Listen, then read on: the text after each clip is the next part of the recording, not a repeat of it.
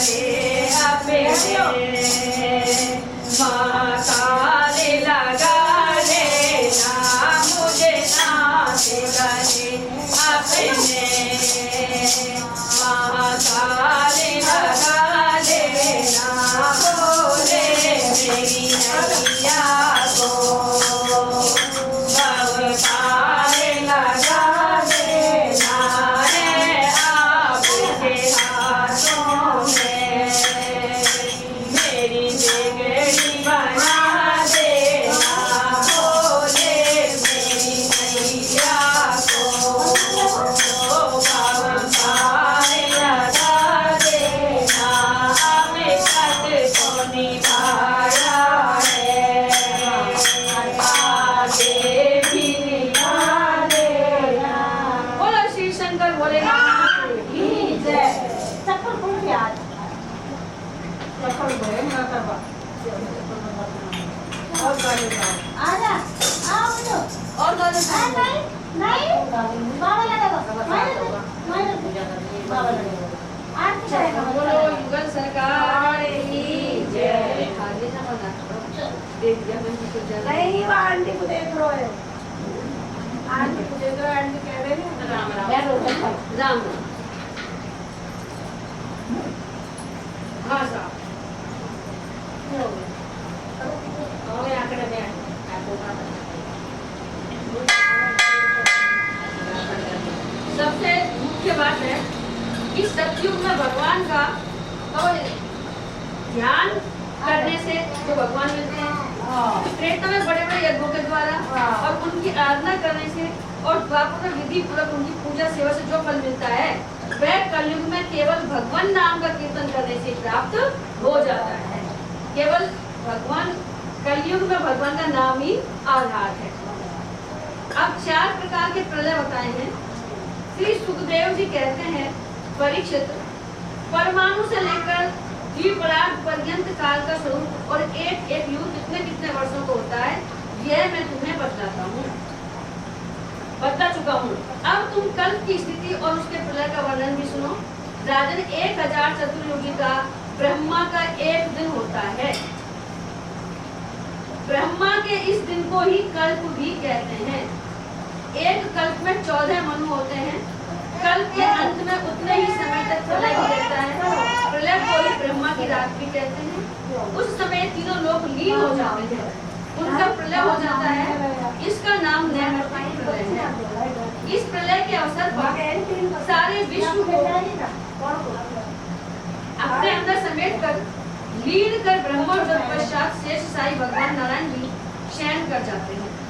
इस प्रकार रात के बाद दिन और दिन के बाद रात होते होते जब ब्रह्मा जी की अपने मान से 100 वर्ष की और मनुष्यों की दृष्टि में 2 परार्थ की आयु समाप्त हो जाती है तब महत्त्व अहंकार और पंच तन्मात्रा ये सातों प्रकृतियां अपने कारण मूल प्रकृति में हो जाती हैं। राजन इसी का नाम प्राकृतिक प्रलय है। नैमित्तिक प्रलय, प्राकृतिक प्रलय। इस प्रलय में प्रलय का कारण उपस्थित होने पर पंचभूतों के मिश्रण से बना हुआ ब्रह्मांड अपना स्थूल रूप छोड़कर कारण रूप में स्थित हो जाता है। स्थूल दिखाई देता है, घुल मिल जाता है। परीक्षित प्रलय का समय आने पर 100 वर्ष तक मेघ पृथ्वी पर वर्षा नहीं करते। जब प्रलय होगा, जब किसी को अन्न नहीं मिलता, उस समय प्रजा भूख प्यास से व्याकुल होकर एक दूसरे को खाने लगती है। इस प्रकार काल के उपद्रव से पीड़ित होकर धीरे धीरे सारी प्रजा क्षीण हो जाती है। प्रलय कालीन सांवर तक सूर्य अपनी प्रचंड किरणों से समुद्र, प्राणियों के शरीर और पृथ्वी का सारा रस खींचकर सोख जाते हैं और फिर उन्हें सदा की पृथ्वी पर बरसाते नहीं। उस समय संकर्षण भगवान के मुख से प्रलयकालीन संवार तक अग्नि प्रकट होती है। वायु के वेग से वह और भी बढ़ जाती है और तल अतल आदि सातों नीचे के लोगों को भस्म कर देती है। वहाँ के प्राणी तो पहले ही मर चुके होते हैं, नीचे से आग की करारी लगते हैं और ऊपर से सूर्य की प्रचंड गर्मी। उस समय ऊपर नीचे चारों ओर ये ब्रह्मांड जलने लगता है और ऐसा जान पड़ता है मानो गोबर का उपला जलकर अंगारे के रूप में दहक रहा हो। पूरा ब्रह्मांड में नीचे से तो अग्नि, ऊपर से सूर्य की प्रचंड। इसके बाद प्रलयकालीन अत्यंत प्रचंड सामर्थक वायु सैकड़ों वर्षों तक चलती रहती है। उस समय का आकाश धुएं और धूल से तो भरा ही रहता है। उसके बाद असंख्य रंग बिरंगे बादल आकाश में मंडराने लगते हैं और बड़ी भयंकरता के साथ गरज गरज कर सैकड़ों वर्षों तक वर्षा करते रहते हैं। उस समय ब्रह्मांड के भीतर का सारा संसार एक समुद्र हो जाता है, सब कुछ जलमग्न हो जाता है। इस प्रकार जब जल प्रलय हो जाता है तब जल पृथ्वी के विशेष गुण गंध को ग्रस लेता है। जल हो जाए, जल प्रलय हो जाए, बाढ़ आ जाए, अपने में लीन कर लेता है। गंध गुण के जल में लीन हो जाने पर पृथ्वी का प्रलय हो जाता है। वह जल में घुल मिलकर जल रूप बन जाता है। ये सारी जल जल होता है। राजन, इसके बाद जल के गुण रस को तेज स्तर ग्रस लेता है। जो जल को गुण है रस वह तेज ग्रस ले और जल नीरस होकर तेज में समा जाता है। तदंतर वायु तेज के गुण रूप को ग्रस लेता है और तेज रूप रहित होकर वायु में लीन हो जाता है। अब आकाश वायु के गुण स्पर्श को अपने में मिला लेता है और वायु स्पर्शहीन होकर आकाश में शांत हो जाता है। इसके बाद तामस अहंकार आकाश के गुण शब्द को ग्रस लेता है और आकाश शब्दहीन होकर तामस अहंकार में लीन हो जाता है। इसी प्रकार तेजस अहंकार इंद्रियों को और वैकारिक सात्विक अहंकार इंद्रियाधिष्ठान देवता और इंद्रिय वृत्तियों को अपने में लीन कर लेता है। तत्पश्चात वह तत्व अहंकार को और सत्व आदि गुण महत्व को ग्रस लेते हैं।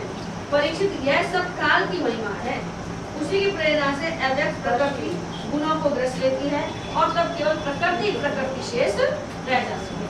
उसके सारे गुण चले जाते हैं। वही चराचर जगत का मूल कारण है। वह अव्यक्त, अनादि, अनंत, नित्य और अविनाशी है। जब वह अपने कार्यों को लीन करके भगवान ही करता है, कार्य बनाता है, निर्माण करता है, लीन कर लेता है। जब अपने कार्यों को लीन करके प्रलय के समय साम्य अवस्था को प्राप्त हो जाती है तब काल के अवयव वर्ष, मास, दिन, रात, क्षण आदि के कारण उसमें परिणाम, क्षय, वृद्धि आदि किसी प्रकार के विकार नहीं होते। उस समय प्रकृति में स्थूल अथवा सूक्ष्म रूप से वाणी, मन, सत्वगुण, रजोगुण, तमोगुण, महत्व आदि विकार, प्राण, बुद्धि, इंद्रिय और उनके देवता आदि कुछ नहीं रहते। सृष्टि के समय रहने वाले लोगों की कल्पना और उनकी स्थिति भी नहीं रहती।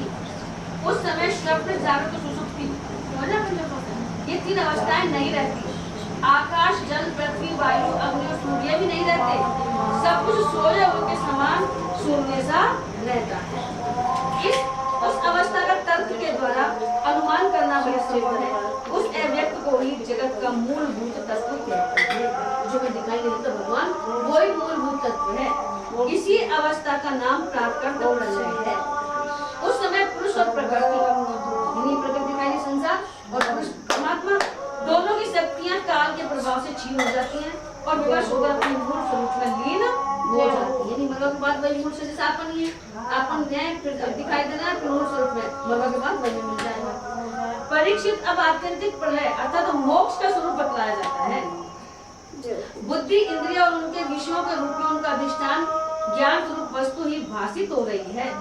उन सबका तो आदि भी है और अंत भी है, इसलिए वे सब सत्य नहीं हैं।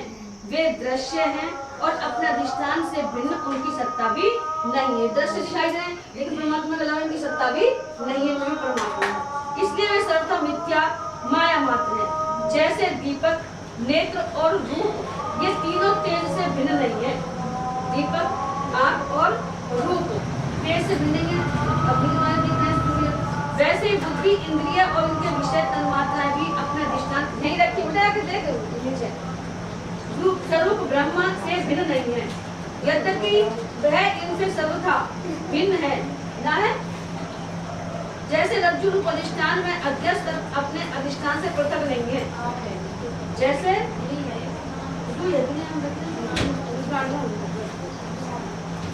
अधिष्ठान से पृथक नहीं है, परंतु अध्यस्त सर्प से अधिष्ठान का कोई संबंध नहीं है। परीक्षित, जागृत, स्वप्न और सुषुप्ति ये तीनों अवस्थाएं बुद्धि की हैं। अतः इनके कारण अंतरात्मा में जो विश्व, तेजस और प्राज्ञ रूप नानात्व की प्रकृति होती है वह केवल माया मात्र है। बुद्धिगत नानात्व का एकमात्र सत्य आत्मा से कोई संबंध नहीं है। यह विश्व उत्पत्ति और प्रलय से ग्रस्त है, इसलिए अनेक अवयवों का समूह अवयवी है। अतः यह कभी ब्रह्म में होता है और कभी नहीं होता। ठीक वैसे ही जैसे आकाश में मेघमाला कभी होती है कभी नहीं होती। परीक्षित, जगत के व्यवहार में जितने भी अवयवी पदार्थ होते हैं उनके न होने पर भी उनका सत्य माने जाते हैं, क्योंकि वे उनके कारण हैं। जैसे वस्तु रूप अवयवी के न होने पर भी उसके कारण रूप सूर्य का अस्तित्व माना ही जाता है, उसी प्रकार कार्य रूप जगत के अभाव में भी इस जगत के कारण रूप अवयव की स्थिति हो सकती है, परंतु ब्रह्म में यह कार्य कारण भाव भी वास्तविक नहीं है। क्योंकि देखो, कारण तो सामान्य वस्तु है और कार्य विशेष वस्तु है। इस प्रकार का जो भेद दिखाई देता है वह केवल भ्रम ही है। इसका हेतु तो यह है कि सामान्य और विशेष भाव, बेटा पहले वो लाइट में खोल दो, लाइट खोले तक कान खोल दो, समझ खोल दो, पंखा खोल दो। इसका हेतु यह है कि सामान्य विशेष भाव अपेक्षित है। अन्योन्याश्रित विशेष के बिना सामान्य और सामान्य के बिना विशेष की स्थिति नहीं हो सकती। कार्य और कारण भाव का आदि और अंत दोनों ही मिलते हैं, इसलिए भी वह शाप्निक भेदभाव के समान सर्वथा अवस्तु है। इसमें संदेह नहीं कि यह प्रपंच रूप विकार शाप्निक विकार के समान ही प्रतीत हो रहा है, तो भी यह अपने अधिष्ठान ब्रह्म स्वरूप आत्मा से भिन्न नहीं है। कोई चाहे भी तो आत्मा से भिन्न रूप में अनुमान भी इसका निरूपण नहीं कर सकता। ये जो आत्मा है वो ब्रह्म है, ब्रह्म है जो ही आत्मा है। यदि आत्मा से पृथक इसकी सत्ता मानी भी जाए तो यह भी चिद्रूप आत्मा के समान स्वयं प्रकाश होगा, और ऐसी स्थिति में वह आत्मा की भांति ही एक रूप सिद्ध होगा। परंतु इतना तो सर्वथा निश्चित है कि परमार्थ सत्य वस्तु में नानात्व नहीं है। परमार्थ सत्य वस्तु में नानात्व नहीं है। यदि कोई अज्ञानी परमार्थ सत्य वस्तु में नानात्व स्वीकार करता है तो उसका वह मानना वैसा ही जैसे महाकाश और घटाकाश का आकाश से सूर्य और जल में प्रतिबिंबित सूर्य का तथा बाह्य वायु और आंतर वायु का भेद मानना। भाई आकाश में जो सूर्य है वही घड़ा में सूर्य है, अंतर थोड़ी उनमें। जैसे व्यवहार में मनुष्य एक ही सोने के अनेकों रूपों में गढ़ गलाकर तैयार कर लेते हैं। सोनार सोना कोई कंगन बनवा ले, कोई कुंडल बनवा ले, नाम अलग हो जाए, कुंडल है, कंगन है, ये नकली है, लेकिन पहले भी उसमें सोना था और बिगड़ने के बाद भी सोना ही रहेगा। और कंगन कुंडल कड़ा आदि अनेकों रूपों में मिलता है। इसी प्रकार व्यवहार में निपुण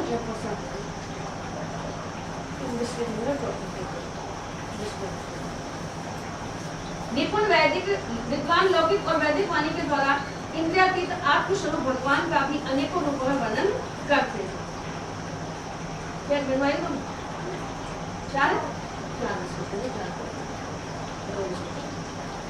देखो ना, बादल सूर्य से उत्पन्न होता है और सूर्य से ही प्रकाशित, फिर भी वह सूर्य के ही अंश नेत्रों के लिए सूर्य का दर्शन होने में बाधक बन बैठता है। कभी बदल आ जाए, सूर्य छिप जाए तो सूर्य का ही बाधक बन जाता है।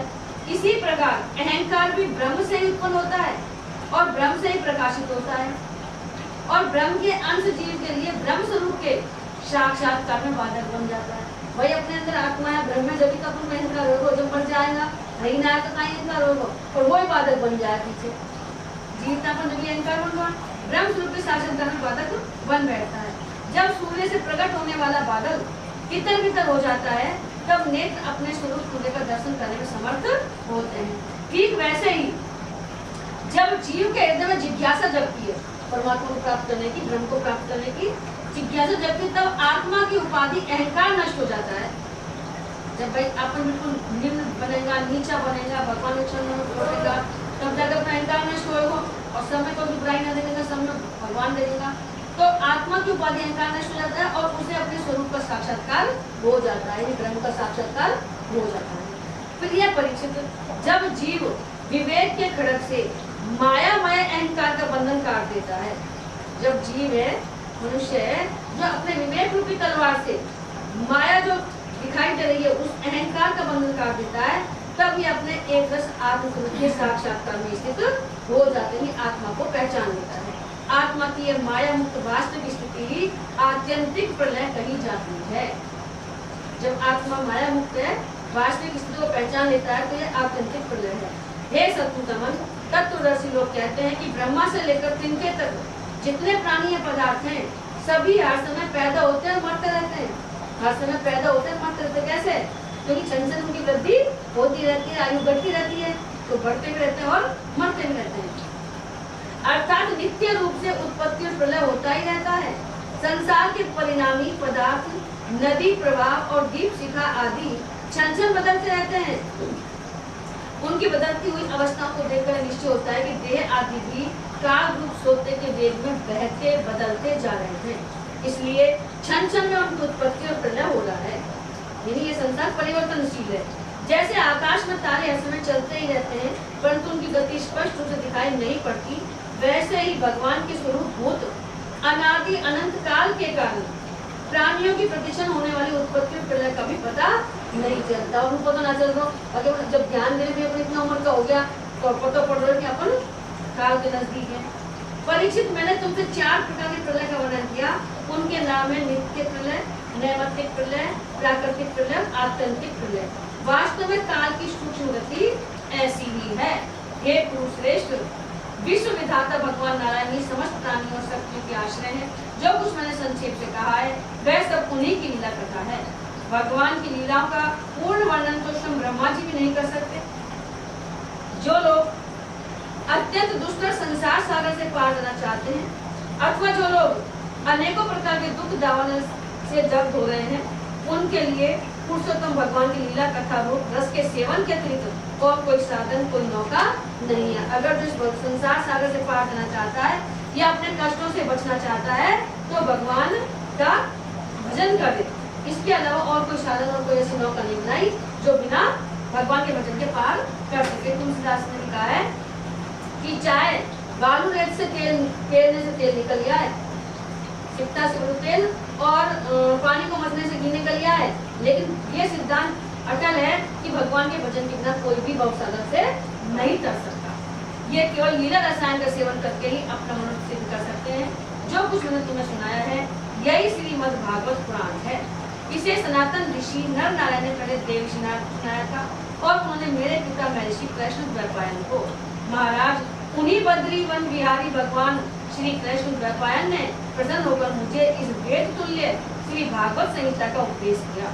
पुरुषश्रेष्ठ, आगे चलकर जब सौनकादि ऋषि नैमिषारण्य क्षेत्र में बहुत बड़ा सत्र करेंगे तब उनके प्रश्न करने पर पौराणिक वक्ता श्री सूत जी उन लोगों को इस संहिता का श्रवण कराएंगे। बोलो श्री कृष्ण भगवान की जय। अब सुखदेव जी का अंतिम उपदेश। श्री सुखदेव जी कहते हैं, प्रिय परीक्षित, इस श्रीमद् भागवत महापुराण में बार बार और सर्वत्र विश्वात्मा भगवान श्री हरि का ही संकीर्तन हुआ है। उनके बारे में ही बताया गया है।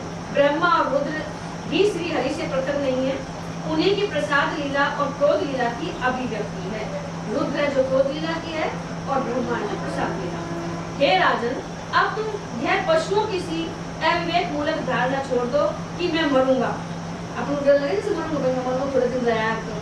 जैसे शरीर पहले नहीं था और अब पैदा हुआ और फिर नष्ट हो जाएगा, वैसे ही तुम भी पहले नहीं थे, तुम्हारा जन्म हुआ, तुम मर जाओगे। यह बात नहीं है। कोई शरीर मरता है, आत्मा नहीं मरती, तो डरने की कोई बात नहीं है। जैसे कपड़े अपन बदलते हैं जब डर नहीं लगता, ऐसे ये शरीर आत्मा जो शरीर को बदलती है। जैसे बीज से अंकुर और अंकुर से बीज की उत्पत्ति होती है, बीज अपन बो दे फिर अंकुर आ जाए, फिर पौधा बन जाए, फिर बीज बन जाए, वैसे ही एक देह से दूसरे देह की और दूसरे देह से तीसरे देह की उत्पत्ति होती है। किंतु तुम न तो किसी से उत्पन्न हुए हो और न तो आगे पुत्र पौत्र के शरीर के रूप में उत्पन्न होगे। अजी राम राम। जैसे आग लकड़ी से सर्वथा अलग रहती है, लकड़ी की उत्पत्ति और विनाश से सर्वथा परे है, वैसे ही तुम भी शरीर आदि से सर्वथा अलग हो। केवल यही जानना है अपन को कि जो हम स्वयं प्रकाश है, जो आत्मा है, वो शरीर से अलग है। वो ना मरती है, ना कटती है, ना जलती है, ना उसका कुछ होता है। तो यही समझाना है उसमें कि जैसे लकड़ी की उत्पत्ति विनाश से सर्वथा परे है, वैसे तुम भी शरीर आदि से सर्वथा अलग हो। ये जान जाओ, शरीर अलग है और आत्मा अलग है। स्वप्न अवस्था में ऐसा मालूम होता है कि मेरा सिर कट गया और मैं मर गया हूँ, मुझे लोग शमशान में चला रहे, सपना में कट गए, परंतु ये सब शरीर की ही अवस्थाएं दिखती हैं, आत्मा की नहीं, देखने वाला तो उन अवस्थाओं से सर्वथा परे है। जन्म और मृत्यु से रहित शुद्ध बुद्ध परम तत्व स्वरूप है। जैसे घड़ा फूट जाने पर आकाश पहले की भांति अखंड रहता है। घड़ा में आकाश दिखे ना, लेकिन घड़ा फूट जाता आकाश नहीं होगी वही है, उनमें कोई परिवर्तन थोड़ी है।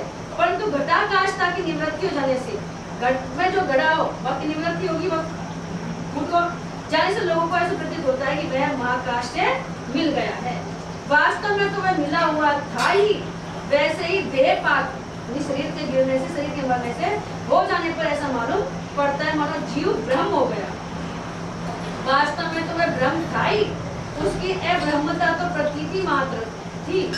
मन ही आत्मा के लिए शरीर, विषय और कर्मों की कल्पना कर लेता है। ये मन ही बनाता है सब कुछ। आत्मा के लिए शरीर, विषय और कर्मों की कल्पना करता है और उस मन की सृष्टि करती है। माया यानी अविद्या, वास्तव में माया ही जीव के संसार चक्र में पड़ने का कारण है। जब तक तेल रखने का पात्र बत्ती और आग का संयोग रहता है, तभी तक दीपक में दीपक बना है। यानी बत्ती होएगा, तेल या घी होएगा और वह माचिस होएगी, अपन जब जलाएंगे तो दीपक बनेगा, ठीक है, दीपक नहीं। वैसे ही उनके ही समान जब तक आत्मा का कर्म, मन, शरीर और इनमें रहने वाले चैतन्य ध्यास के साथ संबंध रहता है, तभी तक उसे जन्म मृत्यु के चक्र संसार में भटकना पड़ता है। और रजोगुण, सत्वगुण तथा तमोगुण की वृत्तियों में उसे उत्पन्न, स्थित एवं विनष्ट होना पड़ता है।